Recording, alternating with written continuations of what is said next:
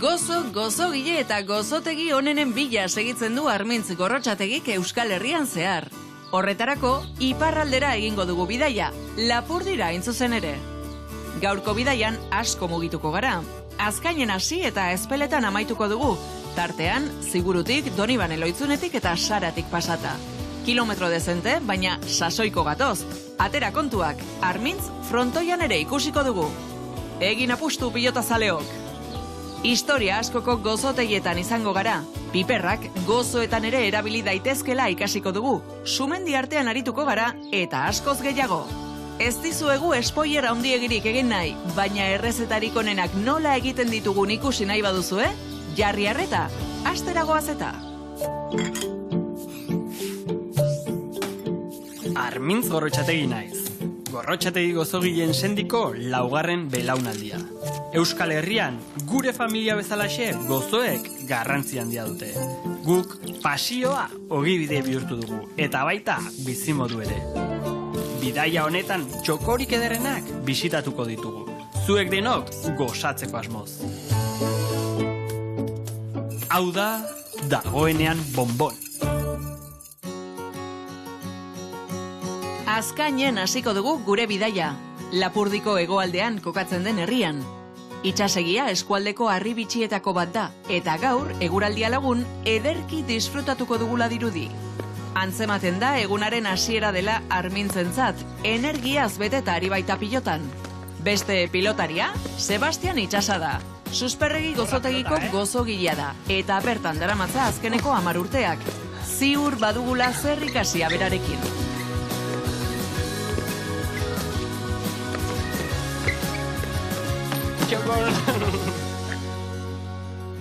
Bueno, Sebastián, saiatu zara, baino beti ezin da irabazi. Ez da beti irabazten hori baita.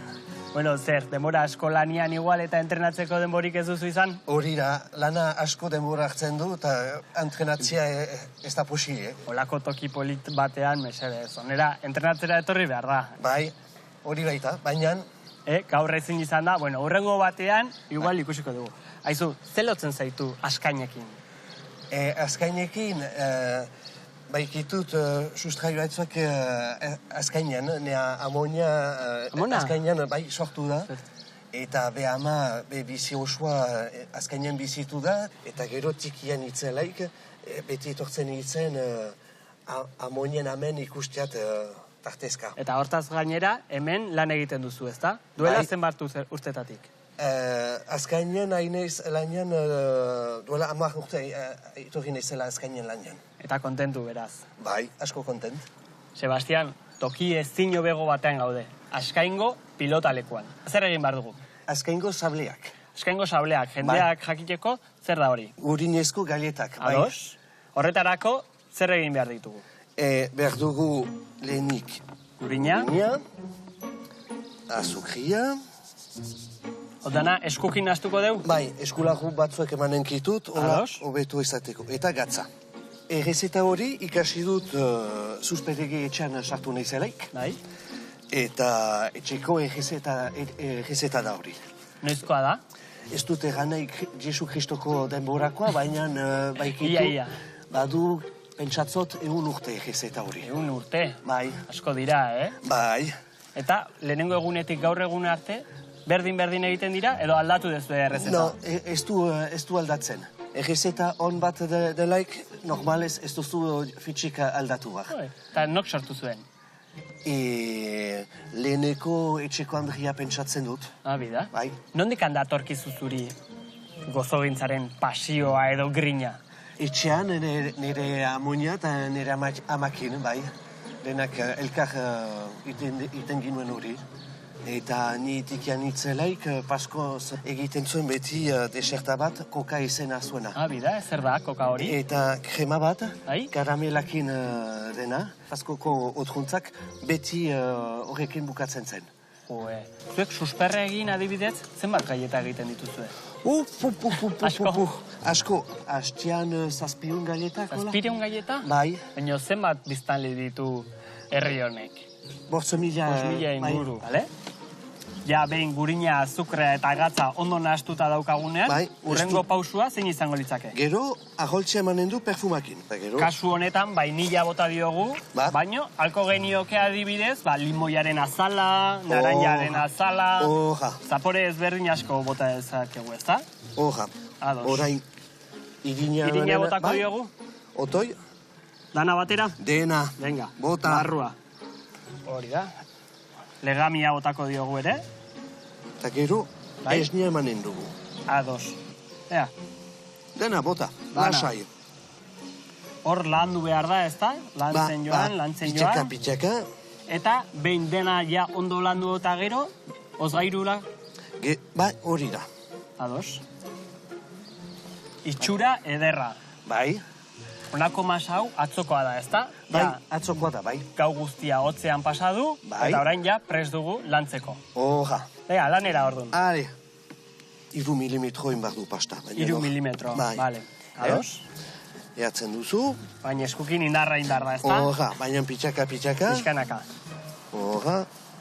Zein estilo esango zenuke duela susperregi gozotegiak? Nastenkitu bilek, atxiki behar da pixkat tradizionala, Bai. eta gero kreatibo pixkat ere atxiki behar da. Jendia beti etortzeko eta ikusteko ezkitula beti gauza berdinak egiten. Oso ondo. Ba, ados? Nik zingo dut? Nahi bat Venga. duzu, ale, laina nahiko ze pixkat. Jatie.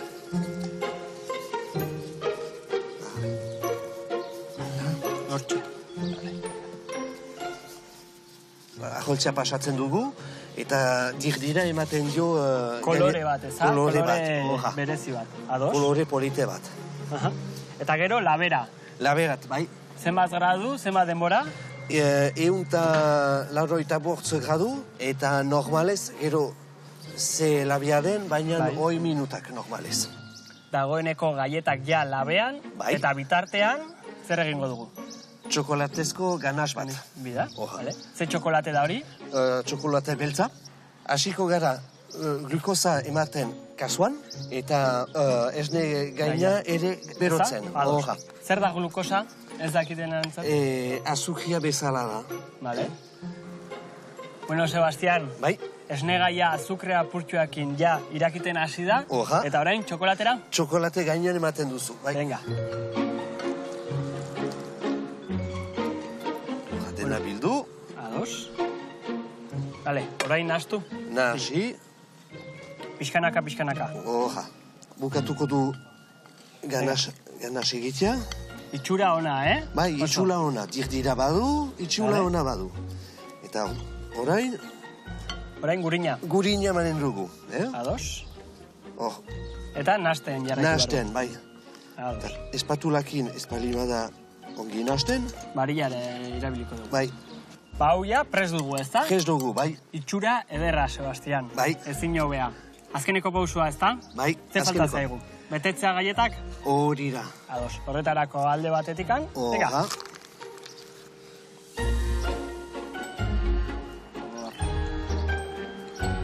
Hola, ez da sobera Ados. betetu behar. Eta tapa jarriko dugu, Tapa, ezta? hoja. Oh. Eta hori tarteko bezala, Ados? Itxura ederra, Sebastián. Bai, Lagun bat aizait eskatzen, aldiot Ados. berari eraman? nahi behar duzu? Venga, hau lagunantzako. Bai, bai. Armintz, laguna ni nintzela uste nuen, baina ez. Ikusi dut zure lagunik onena zure sabela dela. Orain egan egingo dugu toki ikusgarri bezain magiko batera, Ziburura, Zokoako gotorlekura. 1681 da historia handiko eraikuntza. Gotorlekuak bezala, gure hurrengo gonbidatuak ere historia handia dauka. Nahi, Ziburuko gazteen hezkuntza zentro bateko sukaldari burua da, eta gozogintza eta postreak egitea oso gustuko ditu. Ea gure Armintz, zintzo portatzen den berarekin. Nahi, ze polita gotorlekua, ezta? Bai, Zokoa oso polita da, postaldean gaude, eta, bueno, gaur bere seguraldi oso ona. Laguntzen du guztiak, ezta? Bai.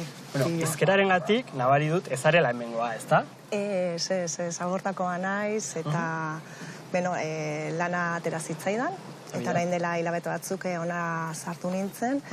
Eta, bueno, hemen bertan egiten dute lan, hemen hurbil, Sokoan, Mesolitoral Basken, da elkarte bat. Ezintasun pertsonekin lan egiten dugun elkartea, eta, bueno, hor bertan sukaldari modun, gozegile modun, eta zerbait gauza dietista modun egiten ditut ere, eta, bueno, oso pozik. Armintzena bai belarria, segituan antzeman dion nairi ez dela Ziburun jaioa. Hala ere, bikain ezagutzen ditu bertako parajeak eta sekretuak, eta guri erakutsiko dizkigu.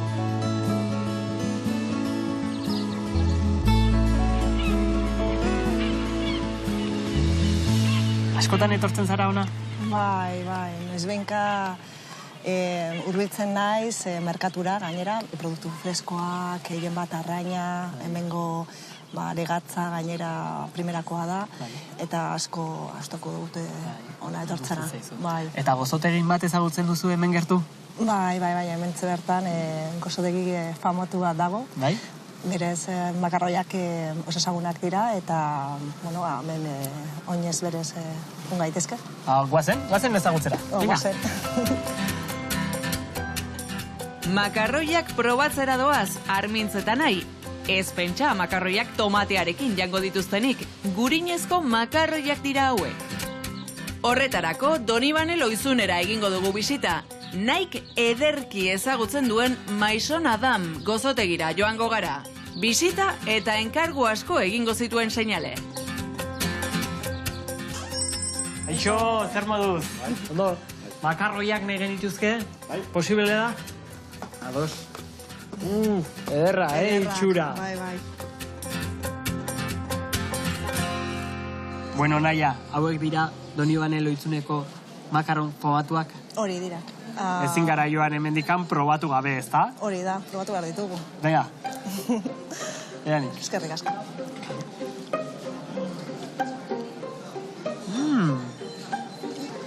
Makarroi hauek izugarriak daude, baina nik ere gauza izugarri bat prestatuko dizuet, nire tarta tropeziana. Oraindik eta hobea? Oraindik eta hobeago. Guazen ikustera. Guazen. Makarroi horiek baino zerbait hobea prestatuko omen digun Naik. Posible alda? Ez dio erronka makala jarri bere buruari. Zer izango ote da? Gero ikusiko dugu. Orain, azkainera itzuli behar dugu. Sebastian zain daukagu eta, susperregi bere lantokia erakusteko. Sebastianek 10 urte daramatza bertan lanean, baina gozotegia 1989an sortu zuten bertako herritarrei gozorik onenak eskaintzeko asmoz. Beraz, hauxe da susperregi gozotegi famatuan? Bai, hori da. Haizu, produktu ugari ikusten ditut, hauek denak zuk egiten aldituzu. Denak egiten kitu, bai, hemen. Zein da zuen espezialitatea? Guen espezialitak euskal pastelak. Ze zaporezko euskal pastelak dituzue? Kremakoak egiten kitu, gero baikitu bi erresimentakin, batio gerezikoa eta gebertzia albariko kekoa. Eta gero egiten kitu ere azkaingo galietak. Urinezko gaietak. Bai, urinezko galietak. Ados. Eta hori dena hemen egiten duzue? Denak. Obradore bertan. Obradorean bertan, bai. Zer egiten ari zarete gaur? Ogia duzu labian, ogia erretzen ari da. Bai? Eta gero eskual pastelak ere erretzen ari dire. Eta hortaz, ogien eta pastelen usainak sentitzen kituzu. Oso usainona. Nik beti esaten dute, gure obradorera sartzen diranen, jendeak asko usain zein du. Baina nik ez dut nabarin usainan ere obradoren. Orain bai, beste obradore batera joaten naizenen, orduan bai nabaritzen dute. Eta ogiarena oso usain ona daute. Bai, nire. Zenbat zarete hemen lanean? Gire 12 langile. Zer da zuri gehien gustatzen zaizuna obradoren lan egiten zauden bitartean? Pastelak egitea. Ni pastelero naiz. Bida. Zein da zuen ordutegia? Zertan sartzen zarete? Ni goizeko 5 hasten naiz. Bida. Eta bukatzen dugu eguarditan, ero pixkat behan duzu nola den lanea. Horrexegatik nekatuta egongo zara, eta horrexegatik galdu duzu lehen pilota partida, ezta? Ba. Baina utzi zitut ere irabazten.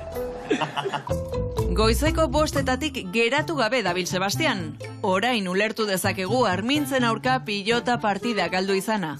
Geratu gabe dabilen beste laguna, nahi da. Dagoeneko sukaldeko maila prest jarri eta Donibane Loitzuneko plazan daukagu gure zain. Zein izango ote da lehen hitzeman digun errezeta bikain hori? Ze tarta prestatuko dugu gaur? Gaur aurkeztuko dugu tarta tropeziana. Hasiko gara orduan? Hasiko gara. Horretarako, ze osagai dauzkagu eta nola nahastu behar ditugu? Bueno, lehenik briosa egingo dugu, lanpatuko dugu, eta horretarako legamia esnea epelarekin nahastea, utziko dugu hor 15 minutu, eta bitartean osagai lehorrak hasiko gara nahasten. Irina barrura, hori da. Ados? Sartu behar ditugu gatxa eta azukrea.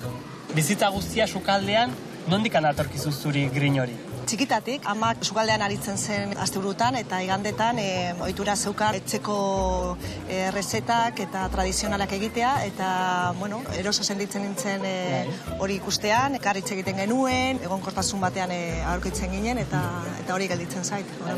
Gogoratzen duzu zein izan zen zure lehenengo postra? Uste dut izan zela mil hojas bat. Ez da bat ere erresa, Ez da erresa. Hasiko gara pizka bat nazketarekin. Horrela, mugitzen. Erdian engo diogu zulotxo bat, ja arraultzak juten jartzeko. Hori da.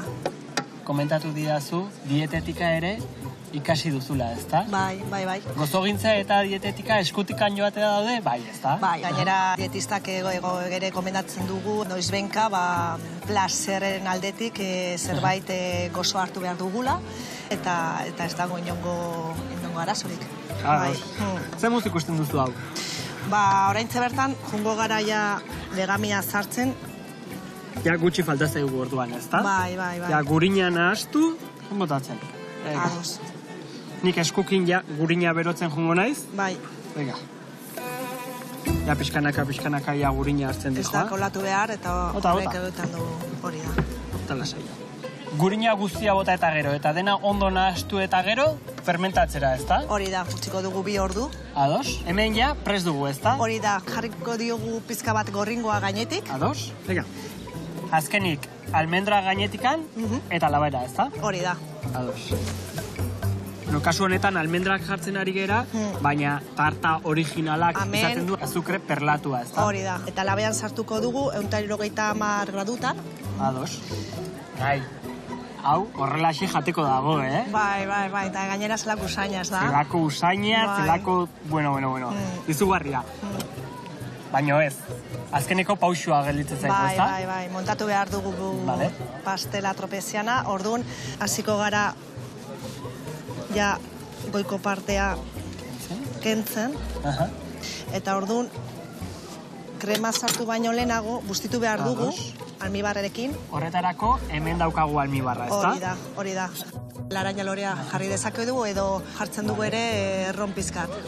Guk adibidez naia erabiltzen dugu asko erroskoietarako. Berdina da, ezta? Berdina da, hori da. Eta orain gainetik jarri dezakegu, hori da. Amaitzeko, tori? Hori da. Ingo dugu erdikan sugetsu bat, hasiko gara egiten. Bai. Gure krema diplomatikoa, kremagaz dago egina, baina ere sartu diogu esne gaina, nahaztuta. Bukatuko dugu? Bukatuko dugu, hori da. Eta dastatuko dugu, noski, ezta? Jarriko diogu txapela gainetik. Eta pizka bat presioa. Eta orain, amaitzeko, zukra glasa jarriko diogu gainetik. Hori da. Itxura aletikan behintzat, zoragarria. Zoragarria da, bai. Plateran jarriko dugu? Jarriko dugu.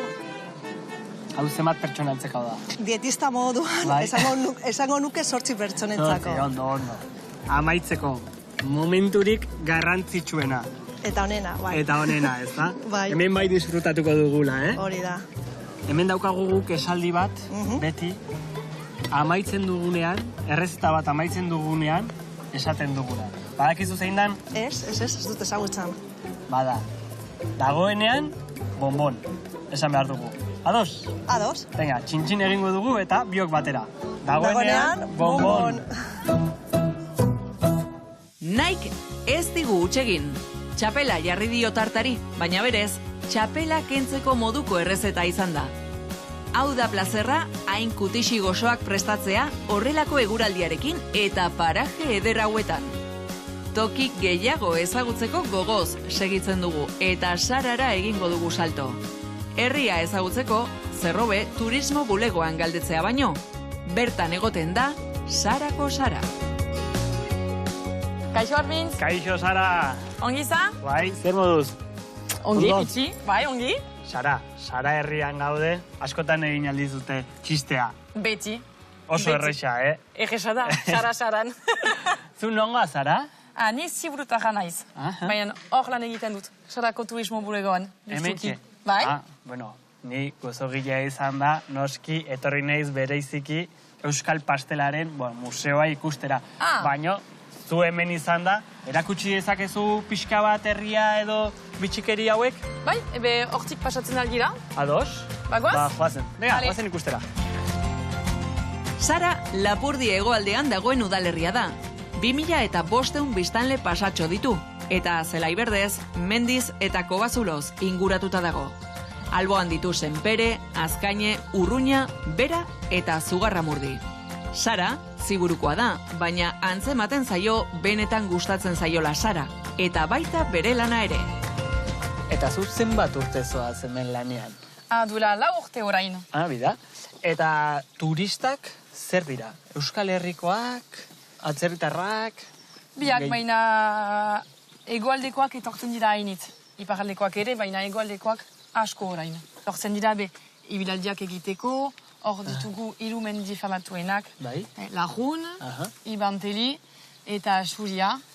Eta, gero etortzen dira ere bisitak egiteko eta gastronomiarentzat ere. Eta justuki hor gira erdiaroko bidean. Bida. Eta hortik joaten algira, nahi bat duzu, Bai. Euskal Pastisaren museora. Ados, ni horretara etorri naiz espreski. Ados? Bale, bagoaz. Venga. Zelai berde hauen artean oinez hasi eta aurrera doaz. Denbora, azkar pasatzen da bideaz disfrutatzen dugunean. Armintz, behintzat, poziktoa aurrera. Sarako Euskal Pastelaren museora joan behar dugu, baina aurrena mendi hauek zeharkatu eta 15 kilometro egin behar ditugu. Ezpeletara joan behar dugu, bertan, zain dugu eta Pampi. Pampi nekazaria da, baina ongi etorriko zaigu bere laguntza urrengo gozoa prestatzeko. Kaixo, Pampi. Kaixo, Armin. Zertan harrapatzen zaitut? Ardiak bazkatzen, sasi ardiak. Ikusten un piparrak landatzera gentozela. Horretaz gain ere ardiak dituzue? Bai, hemen Ipar Euskal Herrian betidanik etxaldeetan izan dira aktibitate desberdinak. Batez badoa bestea hor dago laguntzeko, eta ara. Lagundu dezaket? Bai, gogotik. Aber ondo egiten dudan, Ea, Epa, horrela, xe. ez da gaizki. Orain zein barute gozaldu?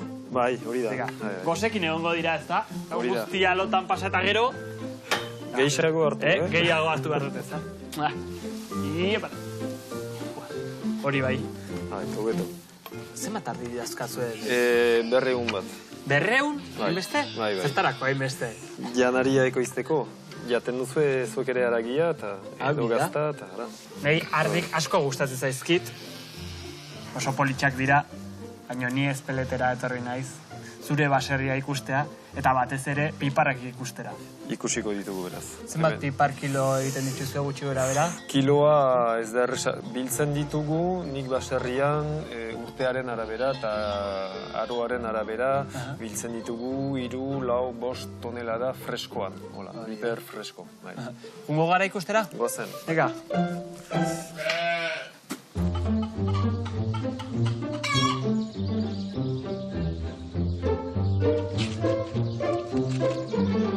Pampi, hau dena alda. Bai, hor parte handi bat hemen dago, bai. Bueno, hauek ikusten ditut landareak oso txikiak direla, urera gutxi daude landatuta, ez da? Bai, ere inditut bola hilabete bat, eta 2 asteren buruan arra landatu, beraz potea hauetan ezarri. Eta hemendikan eta gero nora dijoaz? Gero hemen pasatuko dituzte 6 edo 8 aste, aroaren eta beroaren arabera, eta gero kanpoan landan emanen ditugu. Orain zer egin beharko ditzake, adibidez? Ureztatu? Bai, ez ditaike gaizki, batzu pixkat lehortu dira, beraz merezi dute ur pixka bat. Lagunduko dizut urezten? Are, bai. Venga. Egin behar da, denetan pixka bat, sobera hurbiletik egin gabe, ara. Hemen zen landadore daude gutxi gora bera? Hor, 14.000. 14.000? Bai. Joder. Niri gustatuko litzaidake ikastea nola ere dituzuen. Aukera egongo litzake? Bai. Inen ditugu batzu, hola, ere maitean horiko dituzu etxerat. Bai? Bai. Guazen ikustera nola egiten diren? Horaintxe. Ega. Gozogintza jolastea ere izan daiteke. Osagai desberdinak hartu, probatu eta ikasi. Piperrak gozoetan sartzera ohituta ez bagaudere, ukitu bikaina eman diezagukete. Armintz, piperrak ere iten ikusiko dugu, baina lehenago, Sarara itzuli behar dugu, Euskal Pastelaren museora. Batetik bestera, pastelen artean geratu gabe gabiltza. Bueno, Sara, azkenean iritsi gara, hau da tokia? Bai, hori da Euskal Pastelaren museoa. Hemen egiten dena Euskal Pastelik oberena, ez da? Bai, oberenak dira. Ados, eta zer aurkitu dezakegu hemen barruan? Hor, egiten ditugu edo bisitak gitatuak, edo tairerak. Eta zuk sukaldatzen duzu? Ez, nik ez. Vale. Bueno, norbait egongo da beraz sukaldatzeko, ez da? Bai, presentatuko dizut, Bixente berak eginen du. Nik Bixente oso ondo ezagutzen dut, horreaz, guazen bere gara. Venga, bagoaz. Euskal Pastelaren museoa Sarako erdigunetik 2 kilometro eta erdira kokatzen da, baserria zen eraikin batean. Hauxe da Sarako erakargarri handiena turistentzat, eta urte osoan zehar, milaka bisitari izaten dituzte. Erakusketa eta museoa dituzte bertan, eta bisita gidatuak eskaintzen dituzte. Orain, tailerrak ematen ere hasi dira, bisitariek praktikatu eta euskal pastela egiten ikas dezaten. Bixente da, horren guztiaren arduraduna. Bixente Maritxalar. ¿Cómo estás? Zemuz, ondo? Ondo. Bueno, familiko, laguna, ja, aspaldikoa, atxona ondo ezagutzen zendun, ez da? Jose Mari ere. Ba. Eta, bueno, gaur zer egingo dugu. Euskal Pastelaren museoan, zer tokatzen zaiguek. Bueno, Euskal Pastela edo gato bask. Zuek esaten duzuen gato bask. Oso no, edo bestela esaten zendune bai, pastel etxeko bizkotxa. Horretarako, zer egin behar dugu? Egez eta hau bakarrik guretzat da. Zer da, sekretua, etxeko sekretua? Etxeko sekretua. Zuena bakarrik da? Bai, ahi da. Nik ikasi dezaket? Bai, ari, hasten gira? Vale. Ados, venga, aurrera. Asiko da, azukrearekin eta gurinarekin. Gurina eta azukrea. Garrantzitsua da, azukrea handia izan behar da. Ez du izan behar hautsa, baizik eta horrela egon behar du. Bai, ojera. Oso ondo. Dena nahasiko du. Ados. Hemen denak Bixentek eskuz egiten du? Bai, Bixente dena. Gainez, Bixenteren esku finarekin, horrein eta mimo handia dago izango du. Bai, ikusten duzu, pasta sentitzen du. Hor, hasten da. Eskuekin. Bai. Berdina egingo dute, Bixente. Berdin. Bixente, gu gure etxean iten dugu txokolateak. Urrengo pausuan, gatza. Gatza, bai, gero eramaten du. Ez azukrearekin. Vale. Nahazten ditu gurina eta azukra eta gero gatza eramaten du. Ados, eta zergatik hori? Sekretua. Sekretua. Ados. Aholtzeak eramaten ditu, zenbat? Sei, egiten du errezeta bat, kilo bat irinarentzat. Banaka, botako dizkizut, Bixente? Bat, venga. Odenak batera. Dena batera? Tu. Bai, dena. Tu. Dena. Bai, dena. Venga, barrura. Bixente, horren errepaso txiki bat egingo dugu. Lehen da bizi, gurina, azukrarekin nahastu duzu, ezta? Ondoren gatza pixkatuta diogu, gero arrautza eta gorringoa, eta azkenik, falta litzaiguke legamia, ezta? Bai. Irinarekin ari zara nahasten, errezeta noizkoa da? Bere aitatxiren errezeta da. Eta gero, bere aitarekin aldatu da pixka bat, eta berarekin ere, aldatzen da. Zergatik handi joa aldatzen? Usaiak aldatzen dira, hor, azukre gutiago nahi dugu, horregatik aldatzen dute errezeta. Hemen, Saran, Euskal Pasteleko museora etortzen den pertsonero, tailerra egiteko aukera dukate, Euskal Pastela beraiek egiteko aukera hori dago, ala bisita bakarrik egin dezake. Biak egiten aldituzte. Etortzen dira bisita egiteko, da 55 minutu, eta gero tailerrak egiten dituzte ere. Eta zenbat pertsona etortzen dira, gutxi gora bera? Urtero 20.000, gutxi gora bera. Asko dira, Bai, asko dira, bai. Eta zenbat euskal pastela egin behar dira 20.000 pertsonantzako? Hori ez dakigu. Mugan gira eta horregatik ez dugu hitz egiten. Hori da beste sekretu bat. Vicente, hemen dauzkezue, sekretu asko, Sekretu asko. Bueno, Vicente, listo, ez da? Hau, hotzera sartuko dugu orduan. Oso ondo, Vicente.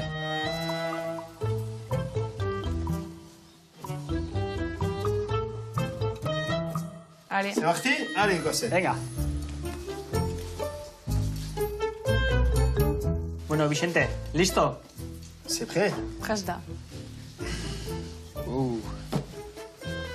Oain zer egin behar dugu? Hartu ditu kartoiezko Bai, moldeak. moldeak, baina egiten alduzu ere Metalezko eta... metalezkoak, bai, hori da. Vicentek euskal pastela beti hemen egin izan du, saran, ala hemendikan kanpo ere egin du, noiz behit. Ege hainitzetan. Asian, estatu batuetan, eta nun, New Yorken. New York, Singapur, Tokyo... Eta ze iruditzen zaie? Maite dute. Maite dute. Sorpresa dute, zeren eta euskal gastronomia ezagutua da eta euskal pastiza. Zondo, Vicente, horrela jarraitu behar dugu, euskal gastronomia mundu guztiar zehar bialtzen. Munduko berena. Hori da, Vicente. Egoaldean egiten duzu edo kremarekin, edo txokolatarekin. Ez zaio asko gustatu. Iparraldean tradizionala da gereziarekin. Nei gustatzen zait krema askokin. Dana kremaz. Eta bestea da gereziekin, ez da? Bai, gereziarekin, bai. Orain tapa jartzen zaio. Bai. Letra. Ados. Comme ça. Arrautz. Ados? Ez gehiegi, Vale. pixka bat. Tradizionala delako, laburu. Bai. Laburu. Ez badago labururik, ez dago euskal pastelik, Ederagoa izanen da. Bai. Prest dira, ejetzeko. Oain? Labera. Au Labera, four. ezta? Direct au four. Zuk bat eraman eta nik bestea. Tu viens avec Venga, moi? Allez, guazen. viens. Allez. Bueno, Vicente, orain probatzea. Tokatzen zaigu. Ale. Venga, Ale. moztu. A ver. Hori da. Un chacun. Oso ondo, Vicente. Oh. Guazen probatzera? Allez. Venga. Mire esker. Txin-txin. Txin-txin. Venga. Osasuna. Honegin. Honegin, zeren eta... Ça va. Bai. Kremazkoa edo gerezizkoa ez dugu aukeratuko, biak probatu nahi ditugu. Hau da itxura ederra. Gora euskal pastelak eta gora gure gastronomia. Orain lerdea garbitu eta ezpeletara joango gara. Bertako produktua erabiltzea zeinen garrantzitsua den ikasiko dugu. Sarako euskal pasteletik gatoz eta ezpeletako piperretara goaz panpirekin. Beraz, hauxe da, ezpeletako piparrak egiteko lehenengo prozesua, ezta? Bigarrena. Bigarrena eta lehenengoa zein izango Lehenengoa litzake? da hemen ereitea, Bai? haziak, beraz, hazi txikiak emaiten dira hemen denetan. Ados? Aste baten buruan gutxi gora bera ateratzen dira, Bai. beste aste bat pixka bat garatzeko, eta hauek dute beste aste, orainik beste aste bat, baina hola direlarik edo txikiago, horrela, Bai. orduan hemen emaiten ditugu. Hori, ja, espazio gehiago izanen dute eta garatuko dira hobeto, hori izango da azken etapa kanpora joan aintzen. Eta onera pasatzeko zer egin behar dugu? Hor, pentsatu behar da, erroak behar dira ahal bezain politak. Beraz, hori estikiz, kontuz atera behar dira, erroak moztu gabe, hau sobera tinkatu gabe, zulo bat egin nahiko handia erroak sartzeko barruan, eta barruan delarik ongi tinkatu, eta gero ureztatuko dugu behar den bezala garatzeko. Behatz batekin, ezta? Bai. Zulo bat egin, eskuk zikinduko gara orduan. Hori da. Ni gozogilea naiz, baina honekin lagunduko dizute. Kontuz egin muga badago erroa eta zurtoina artean, hori behar da sartu, ez sobera Hortxe, ez da asko presionatu behar da? Pixka bat. Prentxatu behar da? Hor ongi egin duzu. Gakoa da lurra onera ino izaitea. Ez gorago, beste ustelduko da, eta ez beherago. Ados. Justu onera ino, ez da? Bai, hori da, muga hortan. Ados. Ondo sartuko ditugu. Eta hortxe. Hor pixka tinkatu, presioa pixka bat. Eta oso ongi. Hortxe. Zein hilabetetan ere iten da? Zein da garaia? Lehen esaten zen San Josepez erein behar zela. Hori da martxoaren 19, baina azkenean orain hasten gira goizago, saiatzen gira otsail bukaeran edo martxo hastapen hortan. Gero batzuek egiten dute beranduago, goizago, baina hori da, martxoko lehen egunak gutxikora bera hasten gira ere iten. Eta uzta garaia noiz izango litzateke? Lehen fruituak hemen ezpeletan bildu behar ditugu gorriak. Sormarka daukagu, denominazioa, eta horrek inposatzen digu gorria biltzea. Eta lehen fruitu gorriak dira abuztu hastapenean.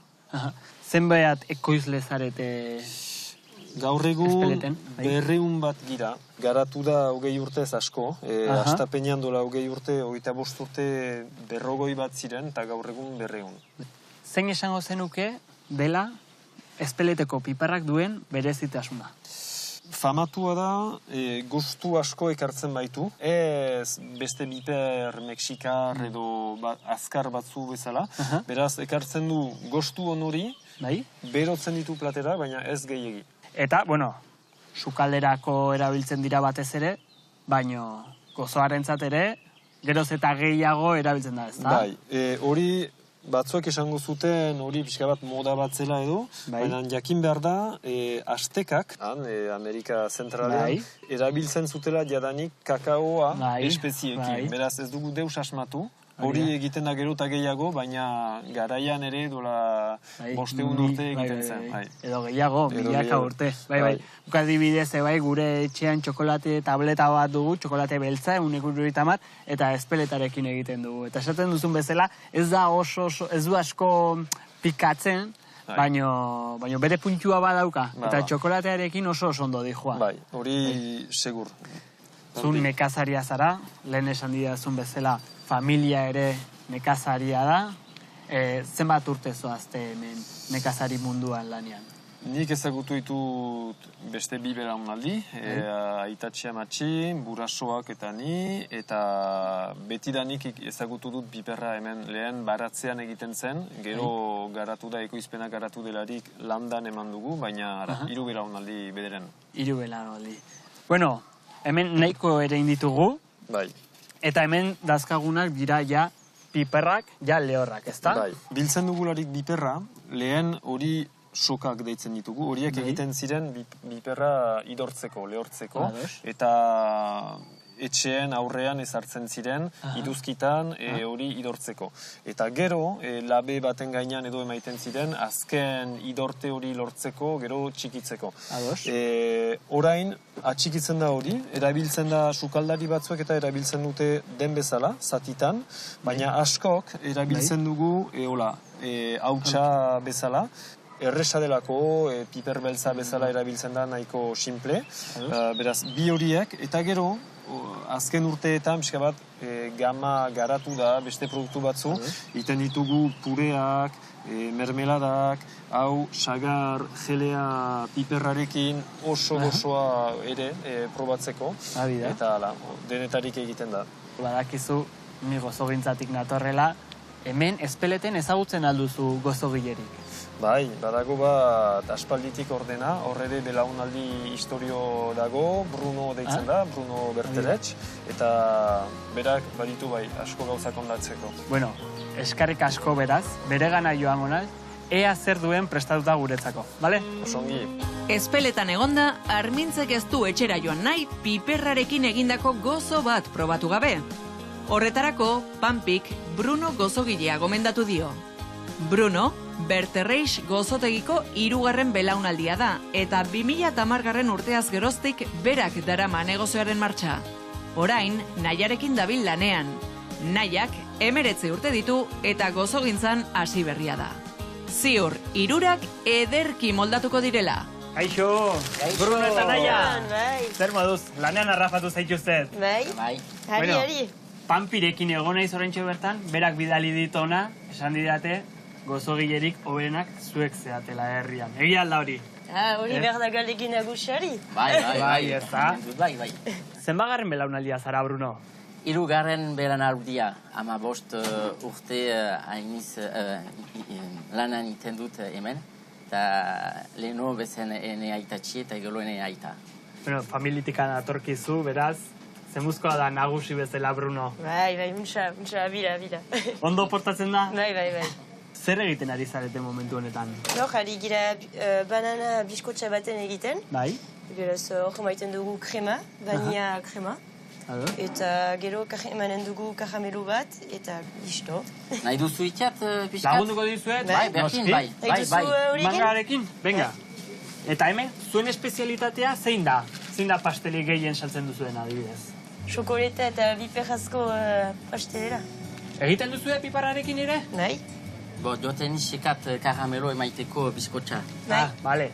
Karameloa falta da orduan hemen. Zenbat postre ezberdin egiten dituzue hemen? 15 bat. 15? Bai. Eta zenbat langile zarete? 13. 13 egin, bai. Desente da. Bai. Gero emanen dut karamelo hemen. Ados? Hor berian. Eta gero berdu lintzatu. Nik. Hau da eskulana, ez da? Dana eskuz. Ez daude makinak hemen dena egiten duena. Ez, hemen dena eskuzi egiten dut, bai. Oso ondo. Bruno, nun ikasi dezue? Ni ikasi dut Baionan. Bai? 3 aldiz urte. 3 urte, markatu. Eta gero joan aniz Rouen, parte de Frantzia. Bai? 2 urte. Brevet de maîtrise iteko. Gero indut eskolan ikaslalea 2 urte Baionan. Urte asko beraz ikasten, ez da? Hemen lanean hasi aurretikan urte asko pasa dituzu ikasten. Bai. Eta zu nahia? Nik egin ditut 2 urte Baionan. Bai? CFA batean. Eta gero egin ditut urte bat ere Baionan. Eta hor Montmarsan. Beste gozotegi batean. Egiten. Ados? Beraz, antzekotasun asko dauzkezue, Biak adibidez Baionan ikasi duzue. Eta lan egiterako garaian, biak antzekoak zarete? Edo oso ezberdinak zarete lan egiterako garaian? Ez, biak gerrekin berdin lan egiten dugu. Bai? Berdinak? Bai. Nola zarete? Perfekzionistak dena ondo nahi dezue ateratzea, ala nolakoak? Bai, nahi dugu dena beti garbia untsa eta biskotxa eder bat, baina. Hemen postre asko egiten dituzue, bai. Baina ezpeleteko piparrarekin baten bat alduzue. Bai. Bai? Zein? Ebe xokoleta eta biperrazko biskotxa bat. Ados? Eta hori ikusi dezakegu? Bai. Joan gaitezke ikustera? Bai. Arazorik gabe. Diga. Txokolate eta piperrezko bizkotxoa egitera doaz Bruno, Naia eta Armintz. Bizkotxo hau sumendia izenarekin ezagutzen dute askok.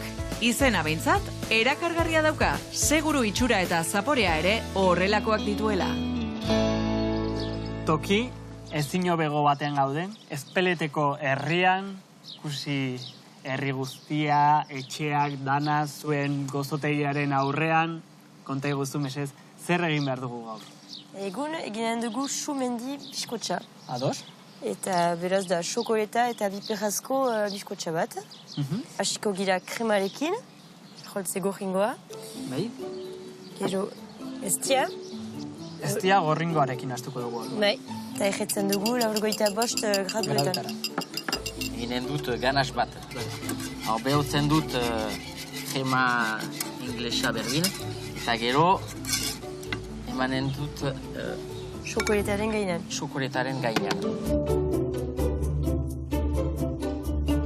Hau zer da? Pampire espeleta? Bai, bipera gorri espeletako. Bai. Beraz, urrengo pausua, espeleta ganaxera, ezta? Bai. Oso ondo. Zuek noiztikan erabiltzen duzu espeleta postreentzako? Aspalditik erabiltzen dugu bipera, hemen goa baita. Jende asko edo turista asko etortzen dira espeletaren postraren bila? Bai, bipera famatua da. Bueno, oso ondo, ja ganaxa alde batetikan badaukagu, guk ja prest mangan daukagu, ezta? Bai, hori da. Hori adidez, hau da, berdin-berdina. Bai. Bakarrik oztu egin dala, ezta? Bai. tartaleta egitea nola egin duzue? Be da pasta azukrea, Bai? eta nahasten dugu irina, gurina, azukrea, aholtzeak, eta egiten Eta dugu. txokolate. Eta gero forma ematen diozu. Bai, Bai. Vale. Orduan, labera dijoa, eta ja horrela izango genuke. bai. Urrengo pausua zein? Emanen dut praline pixkat, hor behian. Erdian. Beraz, orain, pralinea bota eta gero, lehen egin dugun piperrezko ganaxa, ezta? Bai, hori da. Ados, venga. Sartzen dugu pixkat.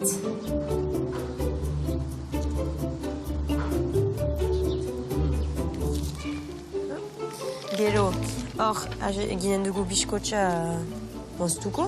Bai. Ikusten dutenez, ja danak txokolatea dauke, ezta? Bai, Piparra eta txokolatea. bai, hori da.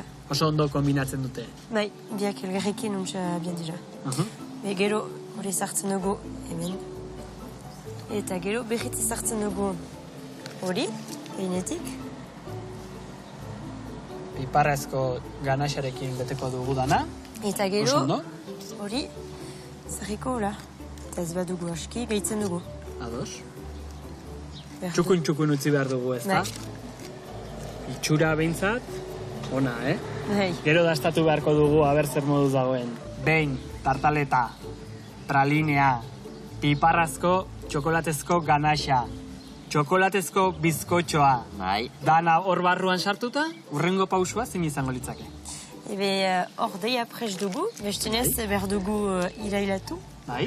Eta da xokoletazko krema bat. Bale? Eta hori gainetik da finitzeko, bukatzeko biskotxa. Ados. Zer da, txokolate esnearekin egindakoa? Bai, Kremarekin, bai. Ados. Txokolate esnia eta krema. Ados. Bai. Abida. Oso ondo, oso politxa gelditu zaigu, ze geratuko litzaiguke bukatzeko, amaitzeko. Guai bukatzeko emanen dut Bai. espretako biperra gorri. Ados. Pixkat. Amaitzeko, ida? Amaitzeko. Hola, holaxe. Eta gero, txokolata grue kakao. Hola. Oso polita gelditu zaizue, itxura aldetik ederra, baino guk azken ikutsua emango diogu. Iruditzen zaizue? Bai. 2 eta 3. dagoenean, bonbon!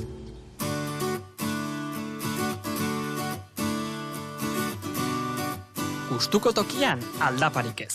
Horrelaxe ibili gara Lapurdin barrena, ara eta ona. Ziburun, Askainen, Donibane Loitzunen, Saran eta Ezpeletan.